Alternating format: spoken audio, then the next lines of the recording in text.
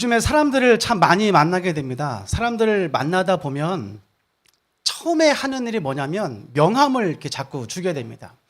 명함을 이렇게 주면 명함을 받아야 되고, 명함을 받으면 그냥 넣으면 안 됩니다. 항상 이렇게 읽는 척을 해야 되고, 뭐 하시는 분인가 이런 걸 이제 봐야 됩니다. 근데 저도 이제 명함이 있기 때문에 명함을 이렇게 드리고 서로 주고받습니다. 그리고 요즘에는 그 명함을 보면 정말 많은 이야기들이 써 있습니다. 명함 하나만 봐도 이 사람이 무슨 일을 하고 있는지, 연락처가 뭔지, 이메일이 뭔지, 페이스북이 뭔지, 또 한 장을 넘겨보면 이 뒷면에는 또 영어로도 막 써 있고, 어떤 분은 영어도 못 알아 중국어로도 막 써 있고, 자기를 어떻게 하면 더 잘 소개할 수 있을까, 이런 것들을 굉장히 많이 표현하고 있습니다. 이력서를 받아보면 이력서에도 마찬가지입니다. 이력서에 보면 얼마나 많은 이야기들이 들어있는지 모릅니다. 그래서 요즘엔 좀 지나간 얘기지만 한때는 자기 PR 시대다 이런 말이 나올 정도로 어떻게 하면 나를 소개할 수 있을까? 어떻게 하면 나를 잘 소개할 수 있을까? 이런 일들이 많이 있었습니다. 왜 그러냐면 우리는 늘 그 사람이 누구인가, 그 누구인가에 대해서 관심이 참 많기 때문에 그렇습니다. 우리는 늘 누구에 대해서 주목하게 되어 있습니다. 영화 올드보이도 보면 전화를 하고 첫 번째 대사가 뭐였습니까? 누구냐 너. 이 대답을 하지 않습니까? 누구냐 너. 우리 항상 전화 통화할 때도 여보세요 다음에 항상 누구세요를 말하고, 그리고 전화 통화할 때도 누구세요라고 물어보는 것도 못 기다려가지고 전화번호에 발신자 표시가 뜨는 이런 서비스까지 신청할 정도로 우리는 늘 누구인가에 대해서 굉장히 관심을 많이 갖고 살아가고 있습니다. 오늘 본문을 보면 19절 말씀에도 똑같은 질문이 등장을 하게 됩니다.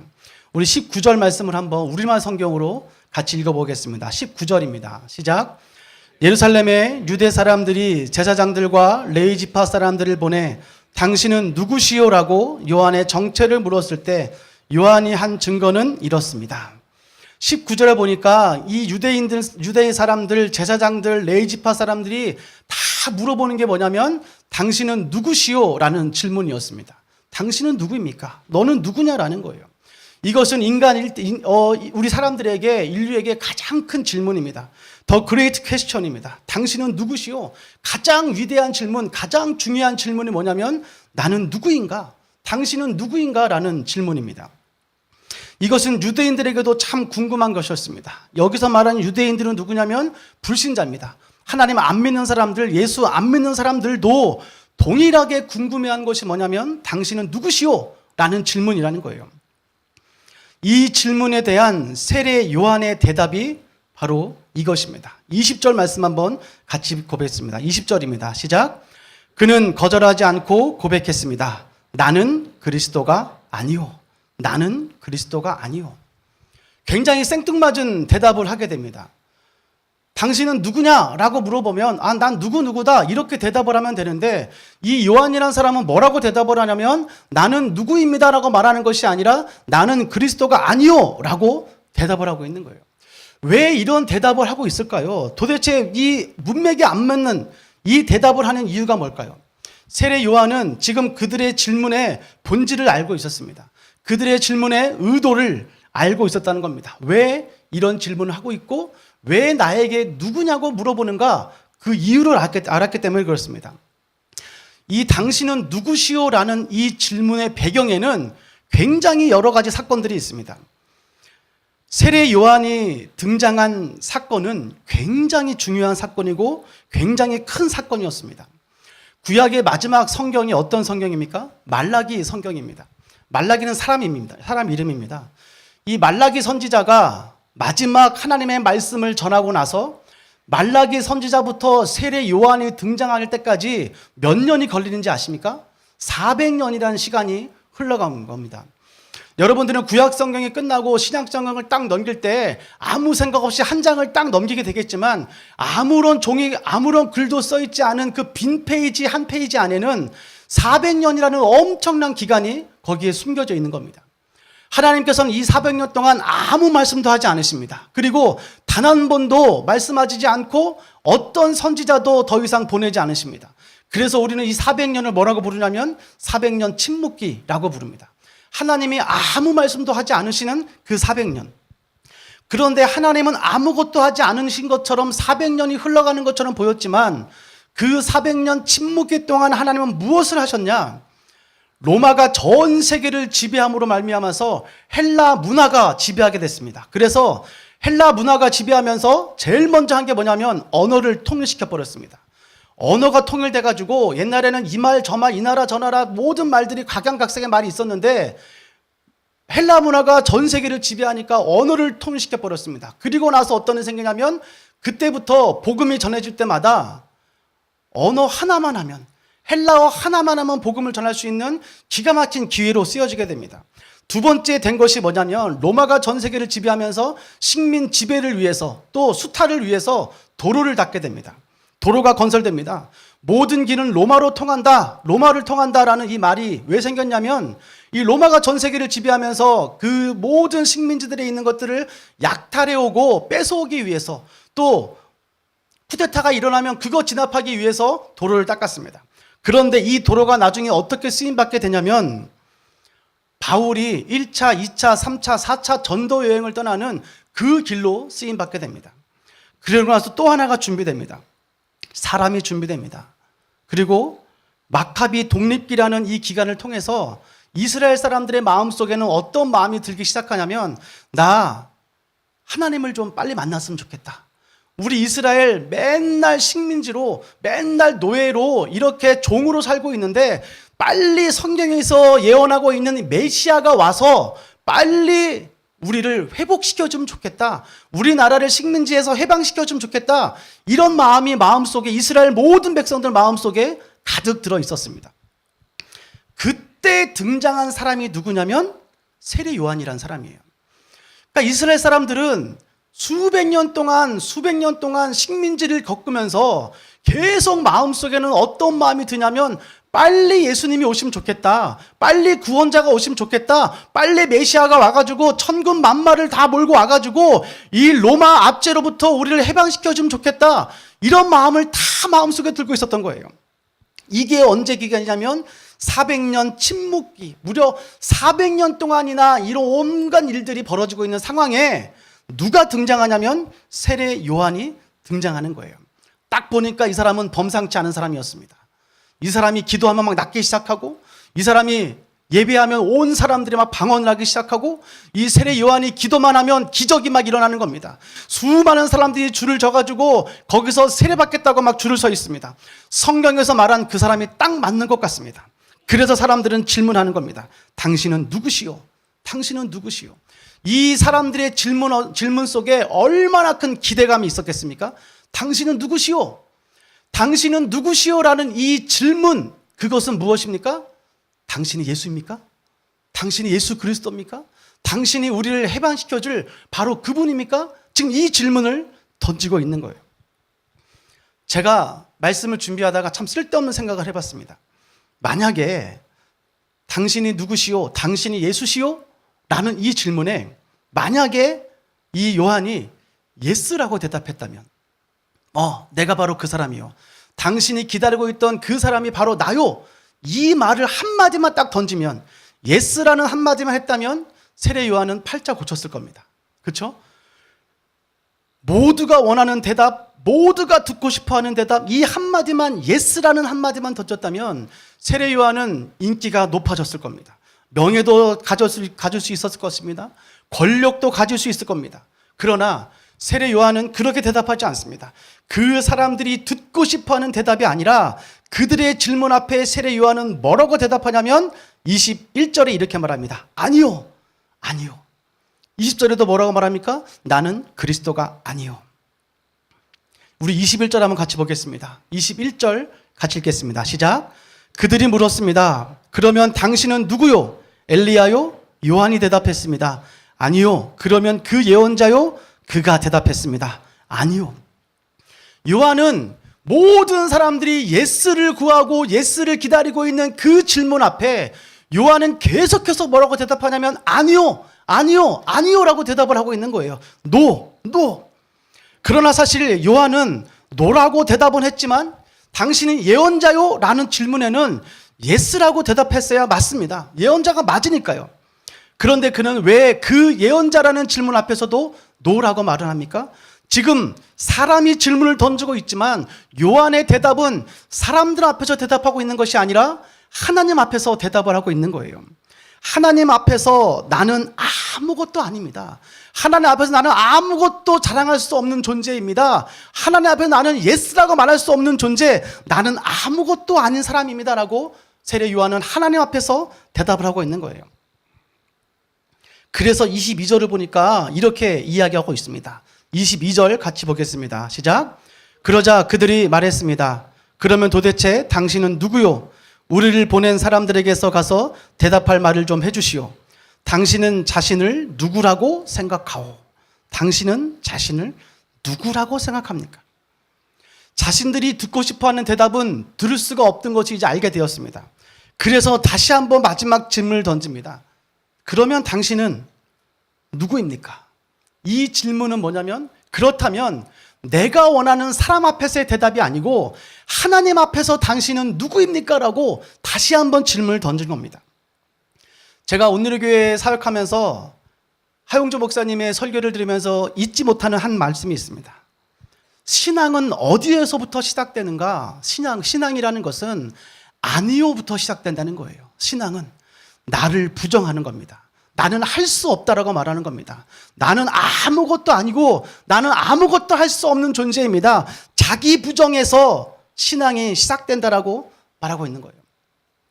내 이력서에 예스가 가득하면, 내 명함에 예스가 가득하면, 내가 소개하는 수많은 소개 가운데 내가 할 수 있다고 예스가 가득한 그 순간 하나님이 들어올 것은 어디에도 없는 거예요. 우리는 잘하는 것이 너무나 많이 있습니다. 우리는 자랑할 만한 것이 너무나 많이 있습니다. 이것도 잘할 수 있고 저것도 잘할 수 있고 여기에서도 잘할 수 있고 저기에서도 잘할 수 있고, 우리는 잘할 수 있다고 예스라고 대답할 수 있는 것들이 너무나 많이 있습니다. 여러분, 성경 통독을 하면서 레위기를 지났을 겁니다. 레위기를 읽으면서 어떤 마음이 들었습니까? 레위기에는 수많은 법칙들, 수많은 율법들이 등장을 합니다. 레위기는 한마디로 말하면 거룩을 이야기합니다. 그러면 왜 거룩을 이야기하면서 이렇게 온갖 율법을 말하고 있을까? 레위기에서 말하는 거룩은 무엇입니까?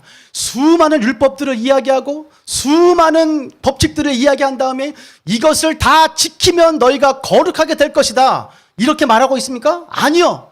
레위기에서 말하는 거룩은 그것이 아닙니다. 거룩은 무엇입니까? 그 수많은 율법들을 다 듣고 나서 나는 지킬 수 없습니다라고 고백하는 것. 그래서 나는 하나님이 필요하고 그래서 나에게는 그리스도가 필요합니다. 이것을 고백하는 것, 거기에서 거룩이 시작된다는 것입니다.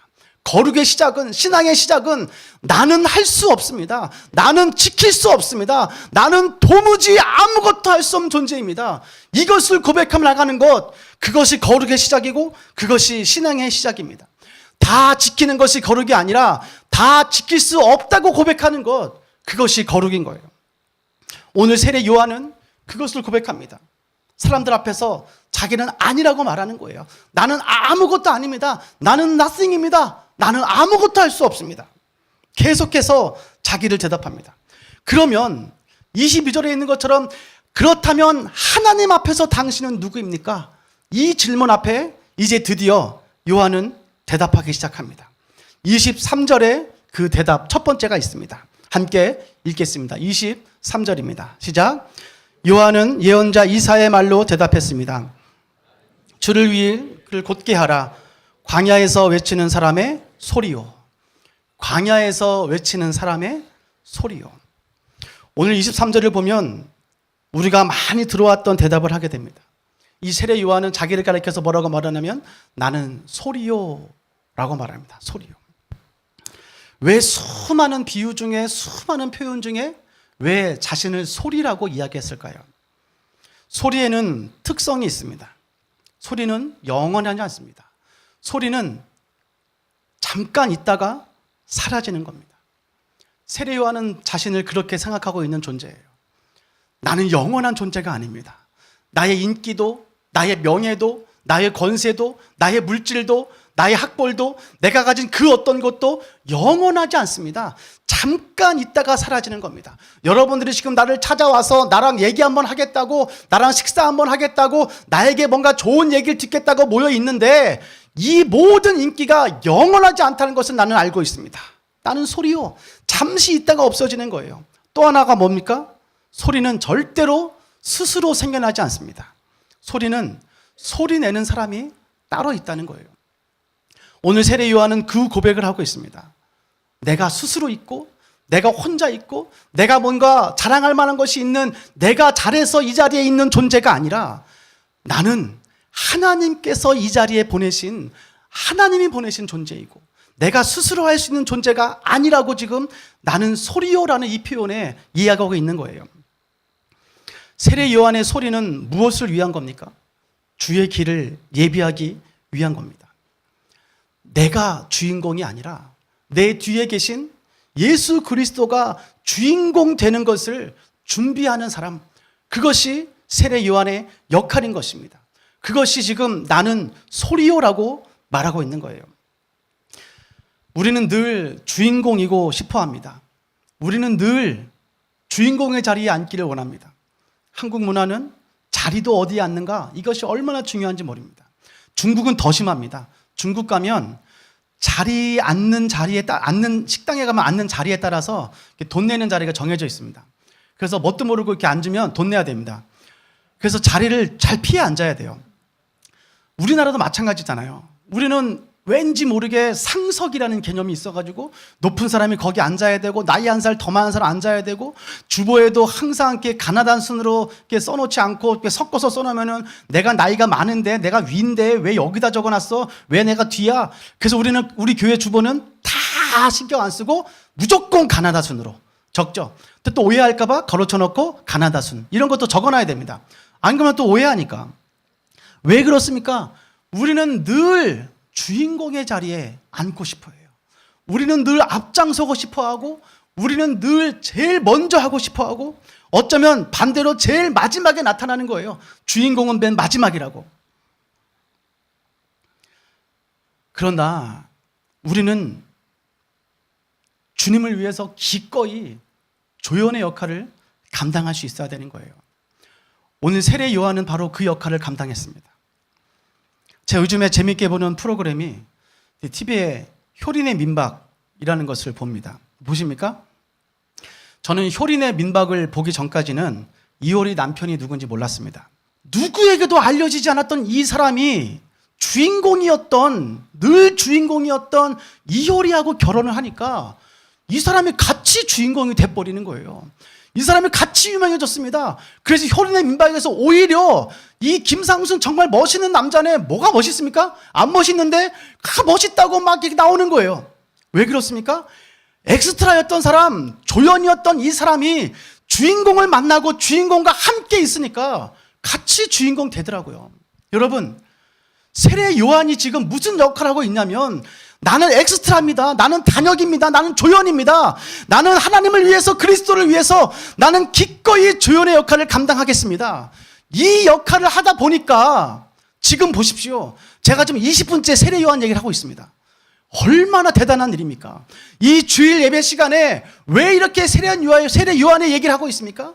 이 사람이 기꺼이 자기가 조연의 역할을 감당하겠다고 결심하고 주연 대신 그 예수 그리스도를 만나면 덩달아서 주인공이 돼버리다는 거예요.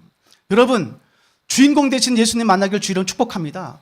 내가 주인공 되려고 하지 마십시오. 내가 주연이 되려고 하지 마십시오. 내가 중요한 자리에 있으려고 하지 마십시오. 주인공 대신 예수 그리스도 만나면 우리는 덩달아서 주인공 될 줄 확신합니다. 그것이 세례 요한이 지금 우리에게 말하고 있는 거예요. 나는 소리요. 나는 아무것도 아니요. 나는 그리스도를 위해서 기꺼이 나는 조연의 자리에 가겠습니다. 고백하는 거예요. 조연이 주연 만나니까, 주연과 함께 하니까 덩달아서 주연 돼버리는 이 엄청난 은혜가 오늘 우리에게 임하기를 주의 이름으로 축복합니다. 주연 만나면 같이 주연 되는 거예요. 그리고 나서 27절에 이 세례 요한이 또 하나의 고백을 합니다. 27절 한번 같이 읽겠습니다. 27절입니다. 시작. 그분은 내 뒤에 오시는 분인데 나는 그분의 신발끈을 풀 자격도 없어. 우리는 보통 겸손합니다 라고 말합니다. 주 앞에서 겸손히 무릎을 꿇고, 겸손히 손을 들고, 겸손히 고개를 숙이고, 겸손히 엎드리고. 그러나 세례 요한은 지금 뭐라고 얘기를 하고 있냐면, 내 뒤에 예수 그리스도가 오는데 나는 그분의 신발끈도 풀 자격이 없다. 무슨 말입니까? 나는 그 앞에서 감히 겸손하겠다고 말을 할 수도 없는 존재, 겸손할 수도 없는 존재라고 자신을 이야기하고 있는 거예요. 나는 아무것도 할 수 없는 존재입니다. 나는 신발끈을 하나 풀 수도 없는 그런 존재입니다. 이 세례 요한은 나는 아무것도 할 수 없는 단역이고 아무것도 할 수 없는 조연이고 아무것도 할 수 없는, 겸손할 수조차 없는 그 역할을 할 수밖에 없는 사람이지만, 그러면 우리는 뭐 해야겠습니까? 그러면 난 아무것도 할 수 없는 존재니까 그냥 이렇게 살아야 되나 보다? 아니요. 세례 요한을 보면서 우리가 또 하나 배울 것이 있습니다. 25절과 26절입니다. 함께 읽겠습니다. 25절, 26절 읽겠습니다. 시작. 그들이 요한에게 질문했습니다. 당신이 그리스도도 아니고 엘리야도 아니고 그 예언자도 아니라면 어째서 세례를 주시오? 여기 보면, 야, 네가 예언자도 아니고 네가 그리스도도 아니고 네가 아무것도 할 수 없는 존재, 아무것도 할 수 없는 존재라고 하면서, 신발끈도 풀 수 없는 존재라고 하면서, 너는 가진 것도 아무것도 없고 할 줄 아는 것도 아무것도 없고 주인공도 아니고 주연도 아니고 너는 엑스트라고 단역인데 왜 자꾸 뭘 하려고 하느냐라는 거예요. 왜 너는 세례를 주냐? 26절입니다. 함께 읽겠습니다. 시작. 요한이 대답했습니다. 나는 물로 세례를 주지만 여러분 가운데 여러분이 알지 못하는 한 분이 서 계시오. 그분은 불과 성령으로 세례를 줄 것입니다. 이렇게 말하는 거예요. 세례 요한은 자신의 역할을 분명히 알았습니다. 자신이 불로 세례를 주지 않습니다. 자신이 성령으로 세례를 주려고 하지 않습니다. 자신의 위치에서 자신에게 딱 맞는 거기까지 세례 요한은 자신의 역할을 하고 있는 거예요. 나는 물로 세례를 주는 사람이다. 우리는 가끔 신앙인이라고 하면서 아무것도 하지 않을 때가 있습니다. 하나님이 다 하실 거니까 난 아무것도 안 해도 되지. 예수님이 다 하실 거니까 난 기도만 하면 되지. 아니요. 고3 수험생들 여기 중고등부 앉아있죠. 하나님, 나에게 시험 100점 맞게 해주십시오. 기도했으면 100점 맞을 만큼 책상에 앉아서 공부하십시오. 그것이 하나님의 응답을 받는 비결입니다. 제가 청년들하고 얘기하다 보면 참 한심할 때가 많이 있습니다. 우리 교회도 많지만 시집 못 가는 청년들 있지 않습니까? 보통 25살 넘으면 다 시집 가야 되는데 시집을 못 가는 청년들이 굉장히 많이 있습니다.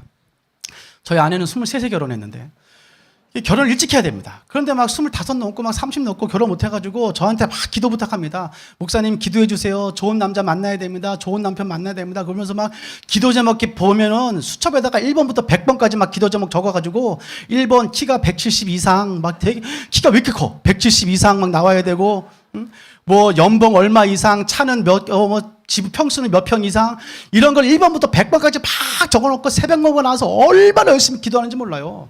근데 제가 정말 그 자매한테 얘기했습니다. 너 정말 결혼하고 싶니? 정말 좋은 남자 만나고 싶니? 네, 목사님, 저 정말 좋은 남자 만나고 싶어요. 정말 결혼 잘하고 싶어요. 너 진짜 결혼하고 싶냐? 정말 좋은 남자 만나고 싶냐? 네, 그래요. 야, 그러면 화장을 좀 해라, 화장을. 화장을 좀 해야죠.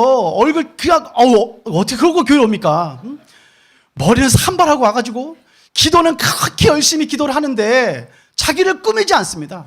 여러분, 우리는 가끔씩 그런 실수를 너무 많이 한다는 거예요. 지금 웃으면서 얘기했지만 우리는 그렇게 열심히 기도는 하지만 내가 지금 하나님 앞에서 무엇을 할 수 있는지 그것은 아무것도 하지 않을 때가 너무나 많이 있다는 거예요. 세례 요한은 당신이 그리스도도 아니고 예언자도 아니고 아무것도 할 수 없다고 하는데 왜 세례를 주냐? 세례 요한은 자신이 할 수 있는 그 역할을 최선을 다해서 자기 역할을 해야 되는 거예요. 내가 할 수 있는 자리에서 최선의 역할을 감당해야 됩니다. 여러분, 기도하셨습니까? 그러면 기도한 대로 사십시오. 여러분, 늘 말씀을 듣고 통독하고 성경 읽습니까? 그러면 그 말씀대로 실천하십시오. 그것이 진짜 기도이고 그것이 진짜 통독이고 그것이 진짜 말씀입니다. 말씀은 이 안에서 숨겨져 있는 것이 아니라 그 말씀대로 살아내는 능력, 그것이 있을 때 오늘 하나님께서 여러분들을 복 주실 것입니다. 그것이 우리가 살아야 될 힘이에요. 최선을 다해서 우리 역할을 하십시오. 내가 불로, 내가 성령으로 주려고 하지 마십시오. 나의 자리에서 최선을 다해서 살아가면 되는 거예요.